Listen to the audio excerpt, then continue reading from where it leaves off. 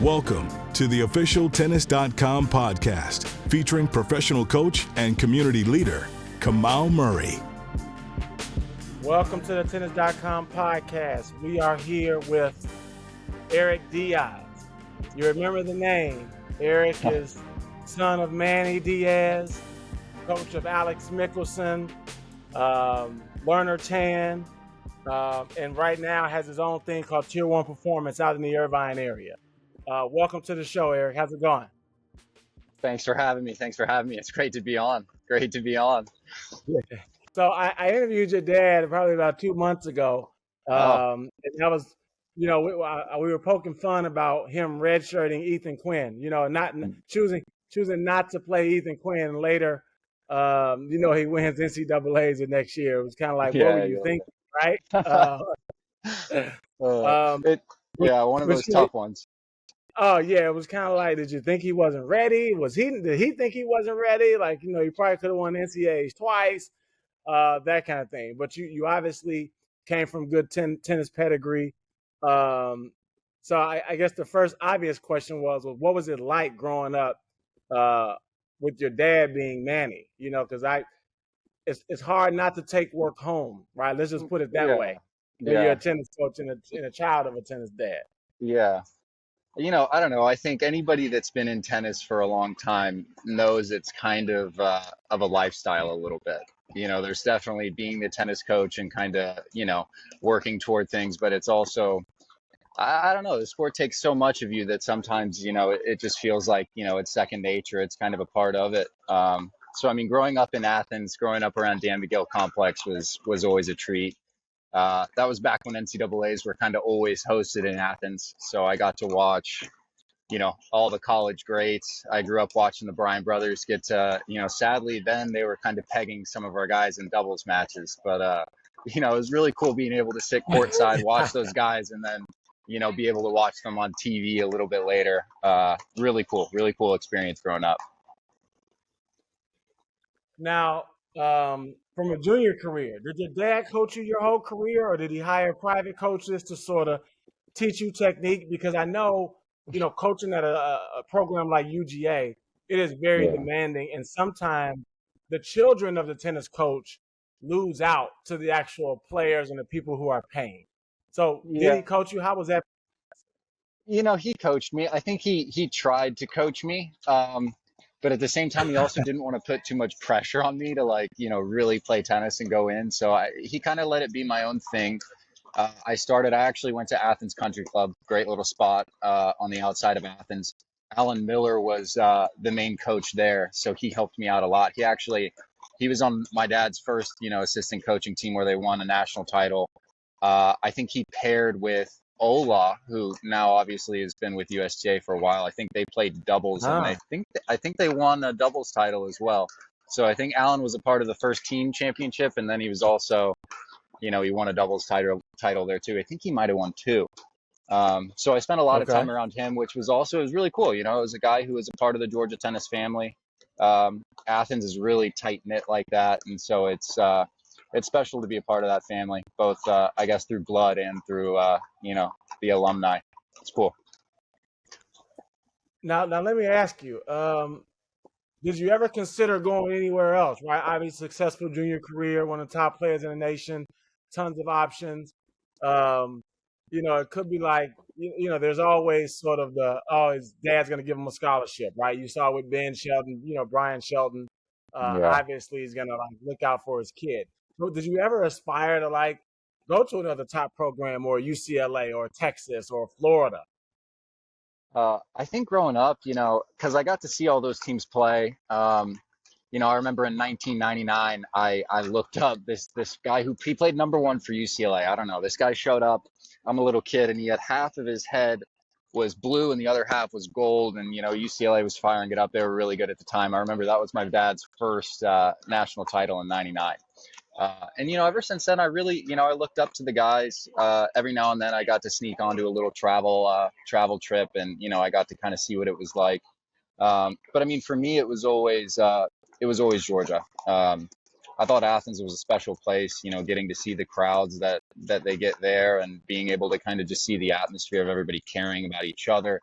You know, it was cool looking at other teams. You know, the Bryan brothers had the cool Reebok shoes, you know, the UCLA guy with the different hair. But at the end of the day, it was always the Dogs. It was always Georgia. So I was really lucky when I got to be a part of that team and I got to kind of wear the G that, you know, through my junior years, I was always wearing it, you know, but I guess it was a little bit different when you're actually, you know, on the team and representing. I think it's a different feeling. Yeah. So if you didn't go into tennis, what else would you be doing? Like, I didn't, I'm obviously coaching now, but I didn't go right into coaching. I went to work into pharmaceuticals, like marketing, sales, Cool. Yeah. and finance. So it's always find it interesting to say, if I wasn't coaching, I got my degree, I would be doing this. Yeah. Um, you know, if I was a little bit more prone, I think to loving schoolwork and loving studying, you know, everybody's always told me that I would make a pretty good lawyer, just because I'm a bit of a contrarian. I like to argue. I like to challenge everybody that's kind of around me. So I'm always looking for a good argument. So I'll go with that. Everybody's always told me, you know, maybe you should have been a lawyer. You argue a lot. Hey, well, I'm sure your tennis parents, right? The parents of the academy probably don't like that one, right? They like to be in control and have the last say, and being a They contrarian a doesn't lot of the always. time they do. A lot of the time they do. Yeah.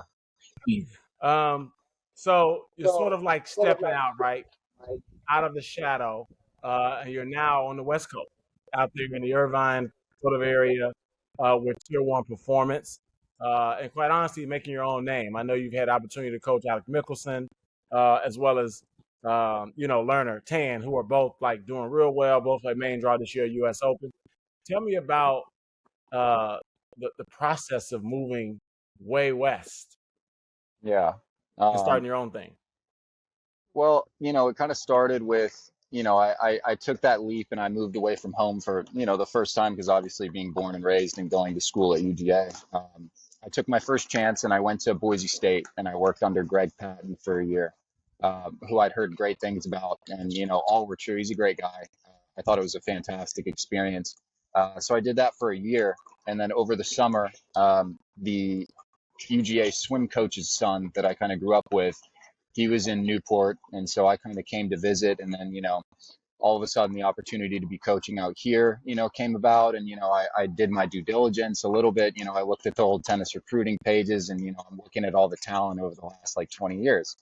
And, you know, statistically, you look at the list and you're like, okay, you know, if I'm in this area and I give myself, you know, the right opportunities and I, you know, learn how to coach properly. You know, I feel like I've had some pretty good experience from some good mentors.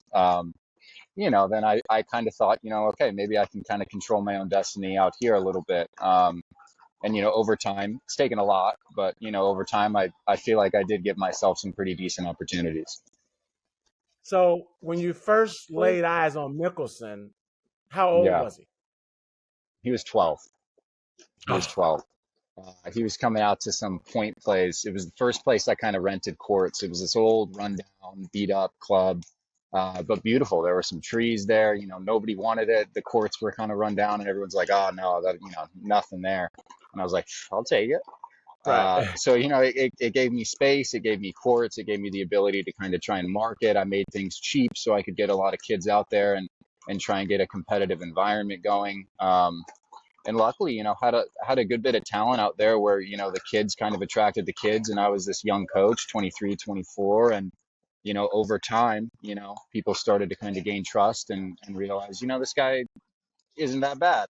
Right. So, you know, over time, it kind of, you know, worked in my favor and, you know, everything kind of worked out. I eventually switched clubs to a nicer one and, you know, you move up, you earn your stripes. Now, when you saw him, did you initially see, like super talent? Because he won our 80K this summer, and it was full of Steve Johnson, Sue Kwong, it was Ethan Quinn, it was other names, right? Kei Nishikori. Yeah. And Yeah. Alex is kind of like, okay, he got the USTA wild card. He's a young kid. You know what I mean? Like sort of under the radar. And then he wins the whole tournament in finals, Newport, Yeah. on the grass like the week later. So did you see it right away? Was he like a typical kind of 12-year-old throwing his racket, having tantrums, or what was he like at 12? Alex is always throwing tantrums. No, but when he was 12, he was good. But I'll be honest, there were a handful of kids out there that, Kyle Kang, who's had a lot of success. I saw him, Sebastian Gorsny, who Alex won doubles with. There were a handful of others, and I mean, Alex, he was good. If I thought that he would be this good, at this point, I think I'd probably, I don't think I saw that, but you definitely see that this kid's capable of playing at a pretty good level while he's young. And then, as the years kind of go, and then as you sort of see him and his personality kind of develop, you kind of recognize, this isn't too normal of a 16, 17, 18-year-old kid. And then, sure enough, eventually the results followed, which was pretty fun to watch. Yeah, I mean, I felt it was interesting because he was here with like his friend. Yeah, Not even yeah, like a coach, a trainer, a yeah, physio, nothing. It was like him and his homeboy, yeah, yeah, yeah, and he didn't look like he played tennis. You know what I mean? So yeah, yeah, yeah, it was yeah. like it was interesting to show up For without sure, competing against guys who are here with like coaching that they're paying six-figure salaries and sure. who are scouting, right? And for him to kind of move through the draw, honestly, I mean, maybe he like split sets once. Yeah. But Um, it was actually really interesting. he's an extremely competitive kid. And so, throughout the last few years, kind of as we've traveled to some events and as he's gone to some like by himself, the whole understanding is, okay, how well do you really understand, your day-to-day process? How well are you able to, and nowadays, with challengers, everything you can stream, you can watch. So, both myself and, Jay, the other coach that's here and helping him out, we watch, we communicate, but at the end of the day, it was one of those big decisions. Okay, are you going to go to college or are you going to go pro? And he's kind of weighing those two things. And it's, if you really think you want to be a pro, show me. And so it's one of those things. Luckily, when he's young, you have it's kind of freedom. If he loses some matches, okay, you're young. If you win some matches, okay, great, you're young. So it's one of those things where, we really kind of wanted to see, what he's able to do sort of on his own. How well can he manage emotionally? How well can he, create some game plans and stick to his day-to-day routines? And I would say he passed. And did he officially turn pro? He officially turned pro. Yeah. Yeah. So Yeah. I know UGA was gonna be where he was going. I know he was undecided this summer, but UGA was there a little bit of an inside man kind of happening here, right? Feeding him the dad? I mean, I think that, I'll definitely say I think he had some exposure to hearing about, some Georgia greatness. I think that for sure. Um, but, I'll say it was his decision ultimately. I tried to not put too much pressure or expectation on where he was going to go. I think Georgia has a lot to offer. So I think, had he gone that route, I think it would be, I don't think you can really fail if, you're going and you're trying to be a tennis player and that's a place you choose. I think it's a pretty good place. Now tell us about Lerner Tan. I'll admit it's a player that I hadn't had the opportunity to watch too much. I had not watched him in the challengers at all. But was he also sort of in the program at a young age, or did he just sort of come later on?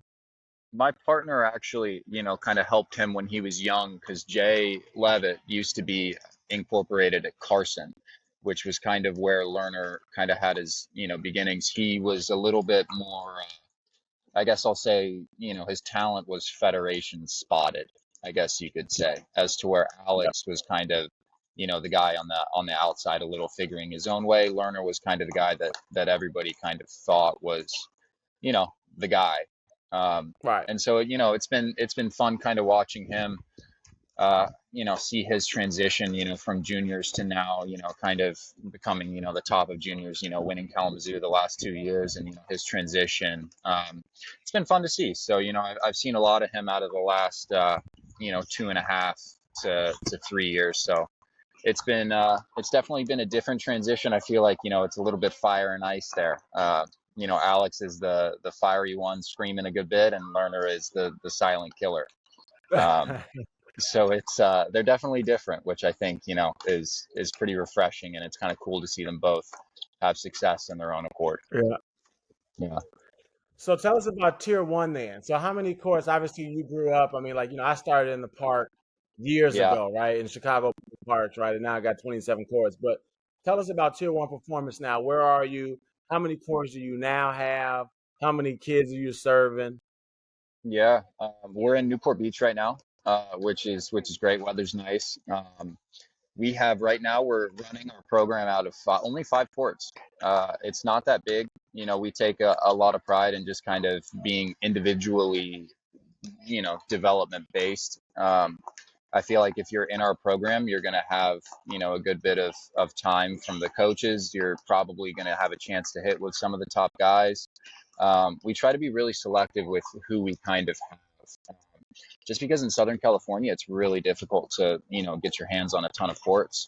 There's so many people in tennis. There's only a few clubs now, pickleball, even at our club right now, pickleball is booming. So many people are playing. It's keeping clubs alive, which, I think is nice. But at the same time, I would love to see, a lot of tennis courts and tennis opportunity. But, it is what it is. Yeah, man, pickleball is definitely taking over. You see clubs getting rid of one court, two courts, and they think that it's not that big of an impact.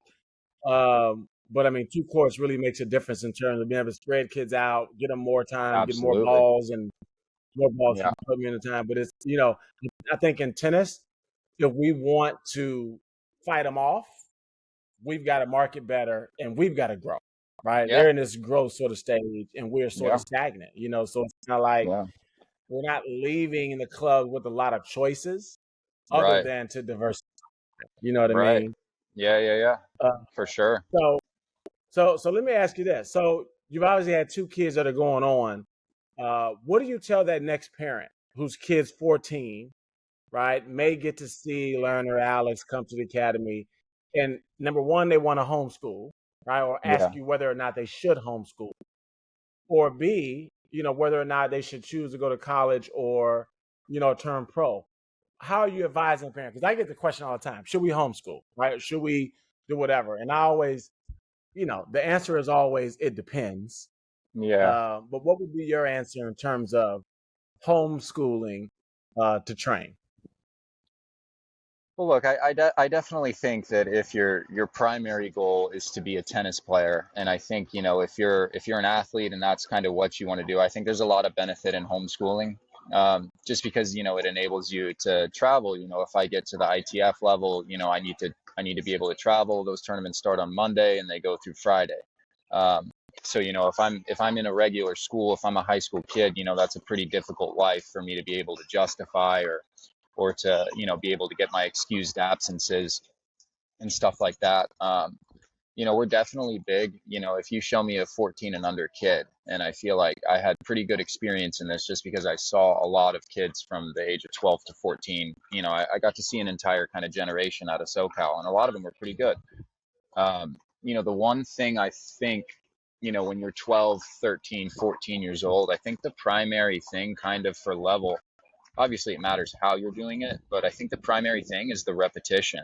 I saw a ton of kids where they had, a bunch of practices, and I knew that kid probably, had 30%, 40% more time than some of the other kids. And, sure enough, that kid is more competent at keeping the ball in play. They're able, they've just seen and touched more balls. So, they're going to make more balls. you know, uh, I think it's a balance. I think it really depends on the parents. I think it really depends on the kid. And I think it depends on the environment that they'll be in if they are going to be homeschooled. I will say that, we've had a handful of kids kind of switch from high school to homeschooled and they're in our program. But I feel like there's still strong social aspects in our program. All the boys are tight.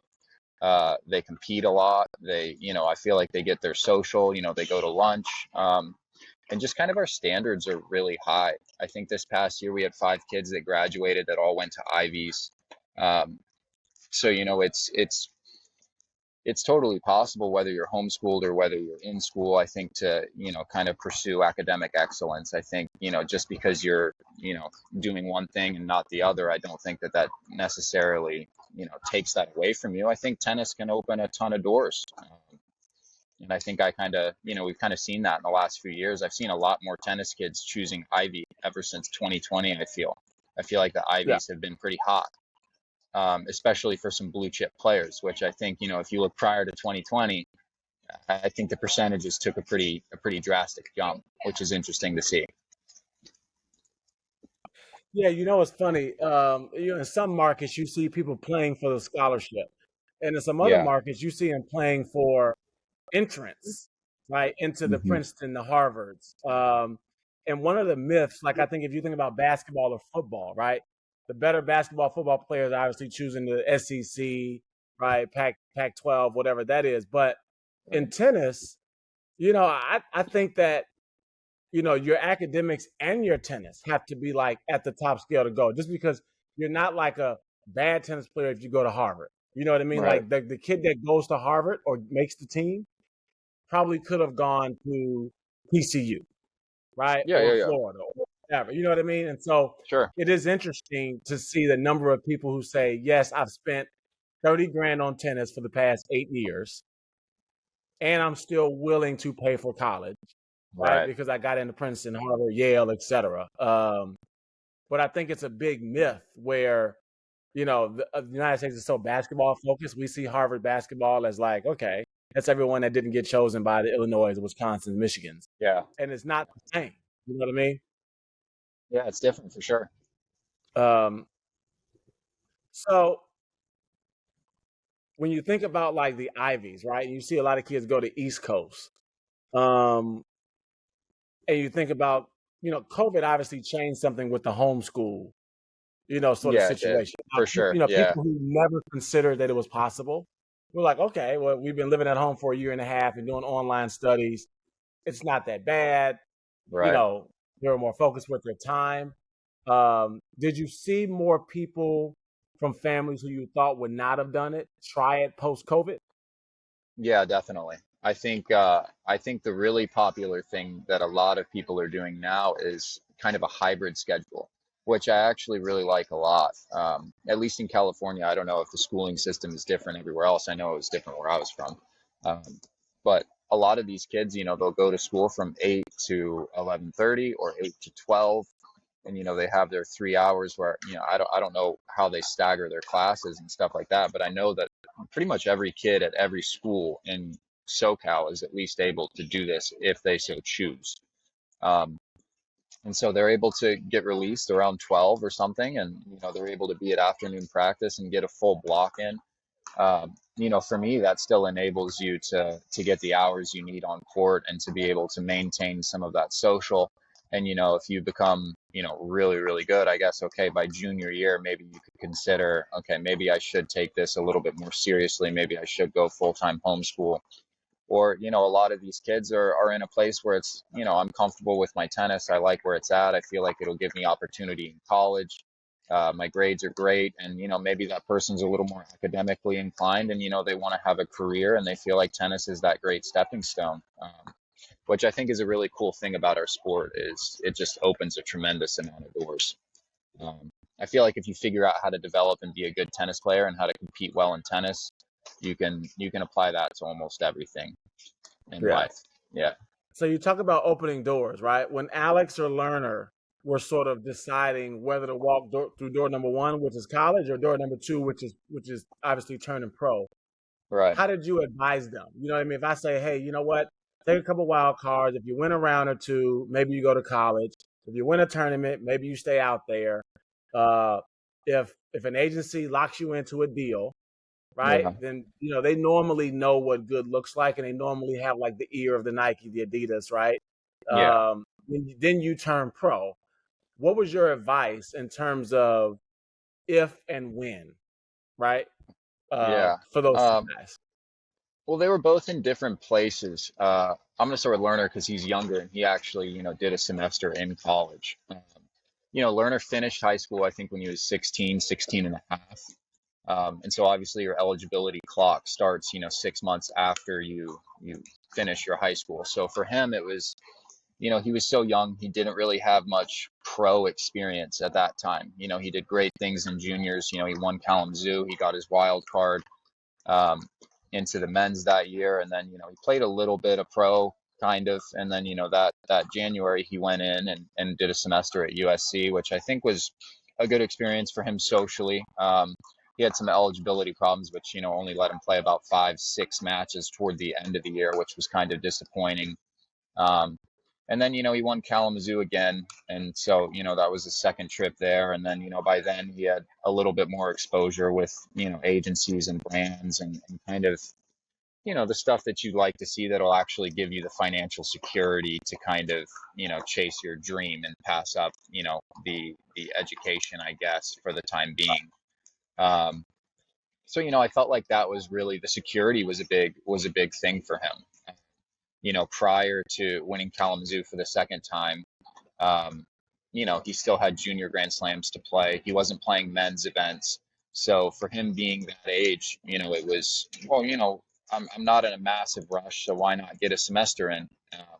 And I think he had a great time. He really liked it. I mean, he speaks pretty positively about the dual matches. He actually follows college tennis now a little bit more. We'll talk about some dual matches, which I think is pretty cool. And, I think it gave him some confidence getting to play for a university, getting to represent, seeing that university promote you. I think there's a lot of benefits there. And now, he's got an alumni base. People talk about, he's a USC Trojan and stuff like that. You see it at all different tournaments, guys are wearing a USC hat and, hey, learner, da-da-da. And, I think that that's pretty cool to be a part of, a big family of people who are proud that, they can say they played in the same place. And then Alex was, he was a little old for his grade. And he was one that, he committed and, the whole time him and Lerner are kind of, talking and, about going pro and da, da, da, da, obviously it was their dream. I just kept telling Alex, I don't want to hear it. I don't want to hear it until, it's a real problem. And so, Right. he gets to 400 in the world and, it's, what do? You got to 400, it's good. But at the end of the day, your life's Making not money. changing because you're 400 in the world. Right. So he's 400 in the world and he's, saying stuff to me. And I'm like, I could not care less. You're going to college. And then it was, this was probably in January, February, he starts to kind of do a little bit better. And I think at that point I recognized that he was better than a lot of the guys kind of at the challenger level. Just from my perspective, I was seeing kind of what it was to be 300, what it was to be 200. And I think at that point, like February, March, I fully knew that he was good enough to be there and to be winning those matches. But at the same time, having financial security, having a set, all of those factors that kind of go into whether I'm going to pass up my education and go pro, it's a big decision. And so I remember we were putting it off. I just said, nothing till US Open. I was like, we're not talking about college till US Open. I said, when we get to US Open, you finish US Open, you have that exposure, we see what happens in those 2 weeks. And then, then we'll kind of make a decision. But until then, like, don't even think about it. Don't talk about it. Don't care. You're going to school. And I think that mentality really helped him kind of just play free. He was, I'm not playing to go pro. I'm trying to do my job in school, finish my high school. If I'm going to tournaments playing great, just trying to compete and, lucky for him, well, I guess it's not lucky at all. That kid worked his absolute tail off. But, he had that success in Chicago at your club. And then, he made that little Newport run. And I think by then that was his third or fourth former top 10 win. And, he won his challenger. He'd finaled a challenger. He'd semied another one. He had kind of shown and some people had gotten attention and they started believing in him. And so then, that's when that big decision kind of came. But I feel like for him, he really established himself and proved himself amongst pros, which I think is an interesting thing because a lot of the time when you see these juniors kind of go pro, sub 18, a lot of the time it's because they had tremendous junior success, which then made them, they had Grand Slam success and stuff like that. But, Alex didn't have any of that. Alex was kind of the late bloomer that, in the last year when he was already 18 and aged out of ITFs, the kid really just took it to a new level. And, I think he really showed that he's kind of ready for what the tour has to offer. Mm-hmm. I think you talk about learner too, being a young sort of body, right? 16, 17. That's Right. 6 months at USC where you got access to the gym, the trainers. You got 6 or 7 other guys to play against, right? That no matter how good your academy is, right? Our Yeah, academies are they're not great, but 20. Yeah, they're not 20, 22 years old. yeah, you don't have Yeah. 6, 7, 22-year-old grown men, Right. right, in at USC to play practice and challenge matches against all week. You know what I mean? That's Of a course. different sort of opportunity. So I think that probably was a great decision and a very important 6 months Yeah, from just a practice sort of for standpoint. You sure. know what I mean? 20 hours a week, From assistant coach, yeah, head players, gym, free yeah, shoes, string. You know what I mean? All that stuff that yeah, financially you sort of need to kind of go. yeah, absolutely. Well, last question, man. So tell us what a day in the life is at the academy, right? For those, you got different philosophies, right? Some people do 3 hours on the court, 2 hours in the gym. Some people do 6 hours on the court, 1 hour in the gym. What does sort of your day look like for a kid that is quote unquote full time in the program? Right, a full-time kid, they show up at 9 a.m. and from the 9 to 10 a.m. block is kind of where we're doing developmental work. Most of the kids have, their one or two topics that they're really trying to build on and develop. We try to keep it to 1 to 2, just because, the more time you're kind of investing on one thing, the more you're able to kind of get it and can kind of grow and then, okay, on to the next thing. But that 9 to 10 block we dedicate to that. Usually we're on about 3 courts normally, and normally we're throwing 2 to 3 kids per court. And we're spending an hour, we take turns, but obviously there's, each kid has their focus. There's enough coaches there. And so that's kind of how we do it. And then, the 10 to 12 block, which is right after. So we start with 3 hours. The first one isn't that physically taxing most of the time, but the 10 to 12 block is where we're trying to get a bunch of reps. We're going to hit a lot of balls. We're going to hit, straight ahead, ton of neutral hitting. We're also going to do our movement. And, I feel like the block where we're building a ton of patterns. Tennis is, it's understanding the spins, it's understanding the direction of ball, and all those things. Playing a point should kind of feel natural if I understand, the flow of the ball. So I feel like we're doing a lot of forced pattern play in those sessions. So it's shot tolerance, force pattern play, force patterns into points, which is trying to give us, the kind of the flow during the point that we're looking for all the kids. And it's just a time where, again, the reps are non-negotiable. We're going to hit a ton of balls. So, again, anything that you're working on in that 9 to 10 slot, that 10 to 12 slot where you're trying to apply it, is really what we're looking for. And then, in the afternoon, we do 1 to 3, we take a break, and then we do 1 to 3, and it's points, it's serve points.